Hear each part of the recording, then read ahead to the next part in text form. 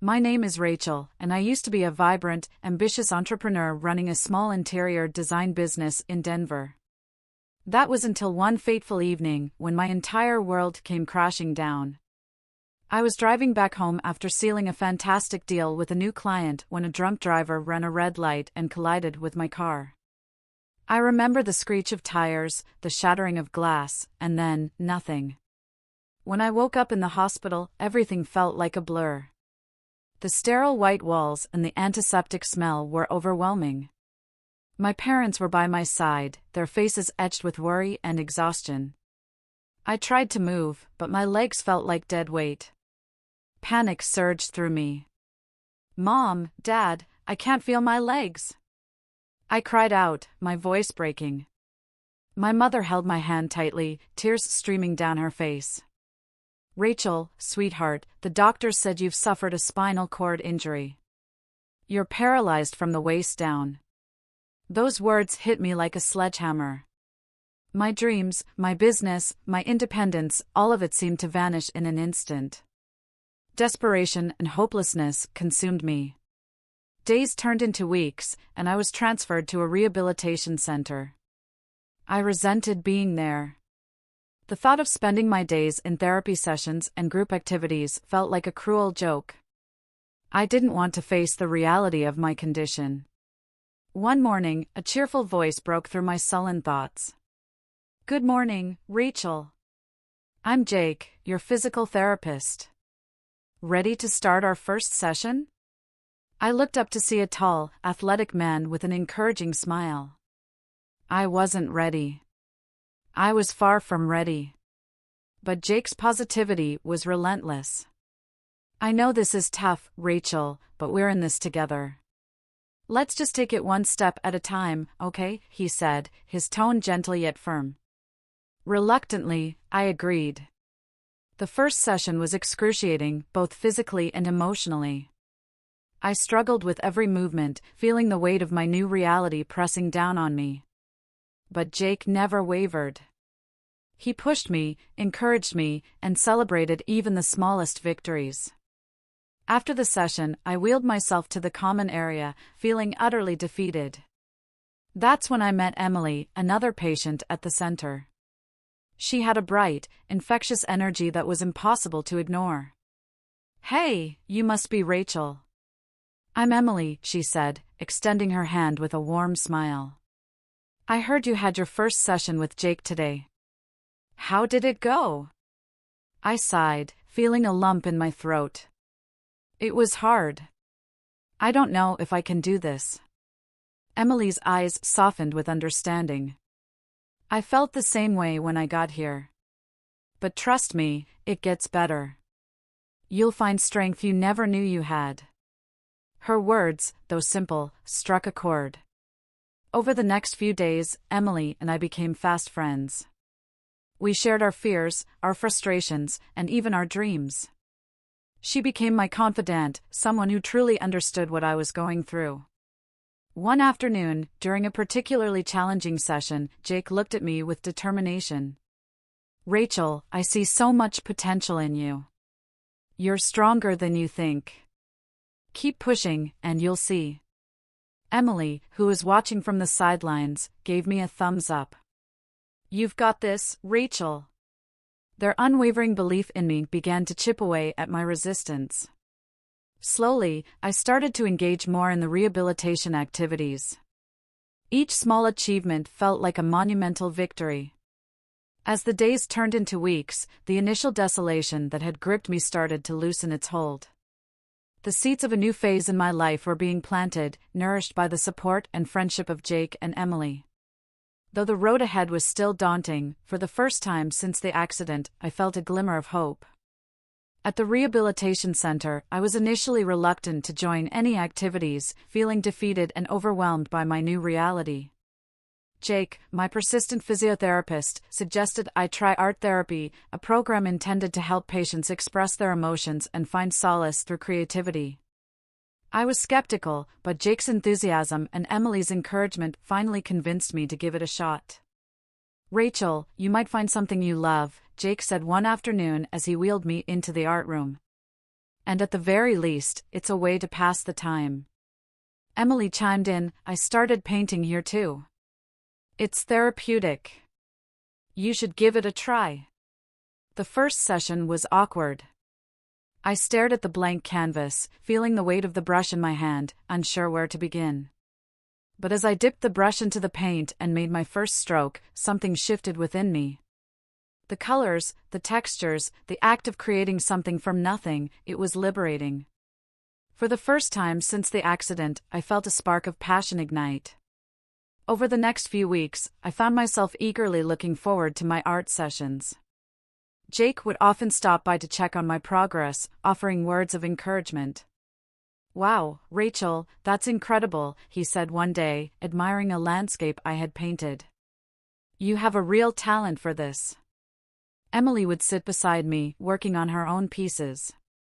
We'd chat about life, our struggles, and our dreams. You know, Rachel, you should think about showcasing your work. It's really beautiful. Her words planted a seed of an idea in my mind. Could I really take this newfound passion further? The Rehabilitation Center decided to organize an art exhibition for the patients, giving us a chance to showcase our work. I was both excited and nervous. This was my first opportunity to share my art with others. On the day of the exhibition, the room buzzed with anticipation. As people moved from painting to painting, I watched their reactions, my heart pounding. It was during this exhibition that I met Robert, a tall, well-dressed man with an air of confidence. He spent a considerable amount of time studying my paintings before approaching me. Your work is exceptional, he said, extending his hand. I'm Robert, an art dealer. Have you ever thought about exhibiting your work in a gallery? I was taken aback. I haven't really thought about it, I stammered. Well, you should, he replied with a smile. I see a lot of potential in your work. If you're interested, I can help you set up an exhibition in a local gallery. The prospect was both thrilling and terrifying. Later that evening, I shared the news with Jake and Emily. That's amazing, Rachel. Emily exclaimed, her eyes shining with excitement. I knew you could do it. Jake nodded, his expression proud. This could be a fantastic opportunity for you. You should go for it. With their support, I decided to take the leap. Robert and I worked together to prepare for the exhibition. He guided me through the process, from selecting the pieces to framing and pricing them. It was a whirlwind of activity, but I felt a sense of purpose and excitement that I hadn't felt in a long time. The night of the gallery exhibition arrived, and as I wheeled into the venue, I was overwhelmed by the sight of my paintings displayed so prominently. The room filled with people, all there to see my work. My heart raced as I mingled with the guests, answering questions about my art and sharing my story. Robert approached me with a glass of champagne. Congratulations, Rachel. This is just the beginning. Your talent is undeniable. His words were a balm to my soul. For the first time since my accident, I felt a glimmer of hope for the future. The exhibition was a success, and I received numerous offers from other galleries and collectors. My journey was far from over, but I had discovered a new passion and a new path, one that I never would have found without the support of my friends and the unexpected twist of fate that led me to art. In that moment, surrounded by my paintings and the people who believed in me, I realized that my life was not over. It was simply beginning anew, with colors and creativity leading the way. With Robert's help, I managed to set up my first art exhibition. It was a whirlwind of emotions, excitement, anxiety, and a hint of disbelief. The night of the opening was nothing short of magical. People flocked to see my paintings, each canvas telling a piece of my story, my pain, my resilience, my rediscovered passion. The room buzzed with whispered admiration and the occasional exclamation of wonder. Rachel, these are incredible! Emily's voice cut through the crowd, her face beaming with pride. I knew you had it in you. Thanks, Emily, I replied, my voice tinged with both gratitude and nervousness. I couldn't have done it without your support. As the night progressed, I found myself in countless conversations with art enthusiasts, critics, and even some local celebrities. The media coverage was more than I had ever anticipated. My story of overcoming such a life-altering event seemed to resonate deeply with people, adding another layer to the appreciation of my art. "Rachel, you have a unique talent," Robert said, sidling up beside me. "This is just the beginning. Imagine where you could go from here." His words filled me with a cautious optimism. I wanted to believe in the bright future he painted, but something about his demeanor always made me wary. Nonetheless, the success of the exhibition was undeniable. Invitations to display my work in other galleries and events started pouring in. My career was taking off faster than I could have ever imagined. However, as time went on, I began to notice subtle changes in Robert's behavior. He became more controlling, more interested in the profits than in the art itself. One day, I overheard a conversation that confirmed my growing suspicions. "She's a gold mine," Robert was saying to someone over the phone. "We can milk this for all it's worth." My heart sank. This person who had seemed like a mentor, a benefactor, was really just looking to exploit my talent for his own gain. The realization made me feel betrayed and foolish, but it also ignited a fire within me. I couldn't let him reduce my art to mere commodities. That evening, I confronted Robert.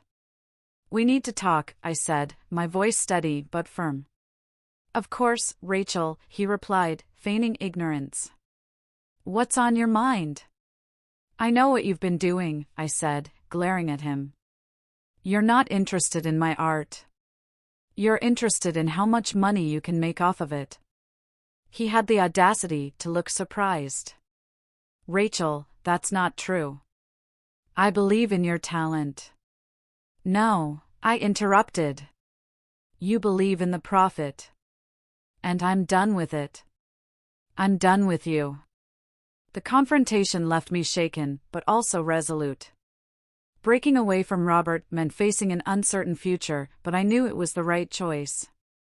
I decided to carve my own path in the art world, even if it meant starting over. I threw myself into my work with renewed vigor. Jake and Emily were my pillars of support during this tumultuous time. Jake, ever the motivator, reminded me that my worth wasn't tied to anyone else's agenda. Emily, my confidant, helped me navigate the emotional roller coaster. "You're stronger than you know, Rachel," Jake said during one of our sessions. "Don't let anyone dim your light." Emily added, "You've come this far. You can go even further. Just trust yourself." Their encouragement was invaluable. I began selling my paintings online and took part in independent exhibitions. Slowly but surely, I started to build a name for myself, this time on my own terms. Then came the opportunity that would change everything. During a major exhibition, I met an influential art collector who was captivated by my work. He offered me a chance to display my paintings in one of the most prestigious galleries in the country. "Your art speaks volumes, Rachel," he said. "We need to share it with the world." That invitation was a turning point. It validated all the struggles, the tears, and the hard work. It was a testament to my journey from despair to triumph. With every brushstroke, I was not just creating art, I was reclaiming my life. Breaking free from Robert was daunting, but it was also the best decision I ever made. It allowed me to discover my true potential and paved the way for a career that was genuinely mine. In the end, I realized that my strength didn't just come from overcoming adversity but from daring to pursue my passion, no matter the obstacles. Determined not to let my career fall apart again, I made the bold decision to go solo. The betrayal from Robert had left a sting, but it also fueled a fire within me. I started selling my paintings online and participating in independent exhibitions. The initial days were tough, and I often found myself questioning my choices. But the unwavering support from Jake and Emily kept me going. "Rachel, you have an incredible talent. Don't let anyone undermine it," Jake would often remind me during our sessions. His belief in my potential was like a balm to my wounded spirit. Emily, too, was a constant source of encouragement. "You know, Rachel, your art speaks volumes. It's raw, emotional, and real. People need to see it." Their words were not just empty praises, they were the lifeline I needed in those moments of self-doubt. Slowly but steadily, my confidence grew. My online sales began to pick up, and soon, I was receiving invitations to exhibit my work at various independent galleries. One day, while setting up for an exhibition, I noticed a distinguished-looking man intently observing one of my paintings. His presence was commanding, and he seemed deeply absorbed in the artwork. Curiosity got the better of me, and I approached him. "Do you like it?" I asked, trying to sound casual. He turned to me with a warm smile. "Like it? I find it mesmerizing. Your work has a unique voice, one that speaks of resilience and beauty. I'm John, a collector." We struck up a conversation, and John revealed that he was an influential art collector with connections to some of the most prestigious galleries in the country. He expressed a keen interest in my work and offered me an opportunity that felt like a dream. "Rachel, I'd love to feature your work in a major exhibition at one of the top galleries. Your story and your art deserve a larger audience." I was taken aback, a mix of excitement and disbelief washing over me. "Are you serious? This is incredible." "Absolutely. Let's make it happen," John replied with a reassuring nod. This opportunity marked a significant turning point in my career. The preparation for the exhibition was intense but exhilarating. I poured my heart and soul into creating new pieces, each one reflecting a part of my journey, my struggles, my triumphs, and the beauty I found in the midst of chaos. During this period, Jake and Emily were my pillars of support. Jake helped me manage the physical demands of long hours in the studio, while Emily provided emotional support, always ready with a listening ear and encouraging words. The day of the exhibition arrived, and I was a bundle of nerves and excitement. The gallery was buzzing with activity, and I could hardly believe that this was real. As I surveyed the room, taking in the sight of my paintings adorning the walls, a profound sense of accomplishment washed over me. Amidst the crowd, I spotted John. He walked over, his eyes gleaming with pride. "Rachel, you did it. This is spectacular." "Thank you, John. I couldn't have done it without your support," I replied, my voice thick with emotion. The exhibition was a resounding success. Critics and art enthusiasts praised my work, and the media picked up on my story, hailing it as one of remarkable resilience and talent. It felt surreal, like a dream come true. As the evening drew to a close, John approached me again, a twinkle in his eye. "Rachel, there's something else. I've been invited to curate an international art project, and I want you to be a part of it." I was speechless, overwhelmed by the magnitude of the offer. "John, I don't know what to say. This is beyond anything I ever imagined." "Just say yes. You deserve this," he replied with a knowing smile. In that moment, I realized that my journey of overcoming and independence had brought me to a place I never thought possible. The road had been fraught with challenges, but it had also been incredibly rewarding. With the support of amazing people like Jake, Emily, and now John, I had found my voice and my place in the world of art. And as I looked forward to this new chapter, I knew that no obstacle was insurmountable. As I geared up for my biggest exhibition yet, the excitement was palpable. The gallery buzzed with preparations, and I could feel the weight of this moment pressing on my shoulders. This was it, the pinnacle of my journey, a testament to my resilience and growth. Little did I know, a shadow lurked in the form of Robert, who had not quite let go of his vendetta. "Rachel, we need to talk," Jake said one evening, his voice tinged with urgency. He had come over to my apartment to help me review the final list of pieces for the exhibition. "What's wrong, Jake?" I asked, sensing the tension in his demeanor. "I've been hearing rumors about Robert trying to sabotage your exhibition," he revealed, his eyes filled with concern. I felt a knot tighten in my stomach. What do you mean? How could he possibly do that? He's been spreading false information about you and your work, trying to discredit you with the gallery owners and even some critics. My mind raced as I tried to process this. Why would he do that? Just because I ended our partnership? Seems like it. He's bitter about losing the potential profits and your success without him, Jake explained. I took a deep breath, trying to calm the storm brewing inside me. We can't let him get away with this, Jake. This exhibition means everything to me. Jake nodded. We'll need proof of his actions.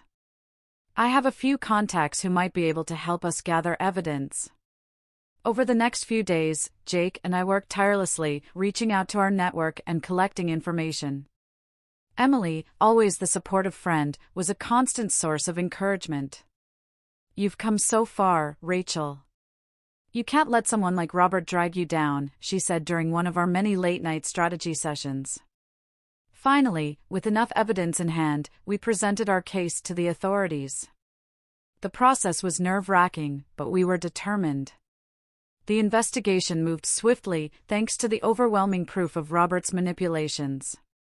On the day of the exhibition, just hours before the doors were set to open, I received a call from the police. Ms. Rachel, we wanted to inform you that Robert has been arrested for fraud and attempted sabotage, the officer said. Relief washed over me, and I thanked him before hanging up. I turned to Jake and Emily, who had been waiting anxiously. Robert's been arrested, I announced, my voice shaking with a mix of triumph and exhaustion. Jake pulled me into a hug. You did it, Rachel. Now go out there and show the world what you're made of. As the evening descended, the gallery filled with attendees. When the doors finally opened, I felt an electric mix of anxiety and exhilaration. Critics, art enthusiasts, and even a few celebrities had gathered, each eager to see my work. Walking through the gallery, I was approached by a well-dressed woman with an air of authority. Ms. Rachel, I'm Patricia from the International Art Foundation. Your story and your art are truly inspiring. We'd like to invite you to participate in our upcoming international project. I could hardly believe my ears. Thank you so much, Patricia. This is an honor. As the night progressed, I received countless accolades and heartfelt congratulations. The critics lauded not just my art, but the strength and determination that had brought me here. Emily found me amidst the crowd, her eyes sparkling with pride. Rachel, you did it. You've inspired so many people tonight, including me. I smiled, feeling a deep sense of fulfillment. I couldn't have done it without you and Jake. This journey has been as much yours as it has been mine. Later, as I stood before my favorite piece, reflecting on the tumultuous yet rewarding path that had led me here, Jake joined me. What's next for Rachel, the artist? He asked, a teasing glint in his eye. I chuckled softly. Who knows, Jake? But one thing's for sure, I'm ready to embrace whatever comes my way. As I looked around the gallery, filled with my creations and the people who believed in me, I realized that this was more than just an exhibition. It was a celebration of my journey from despair to triumph, of discovering newfound passions and achieving dreams I never thought possible. And with that, I knew that no matter what obstacles lay ahead, I had the strength to overcome them.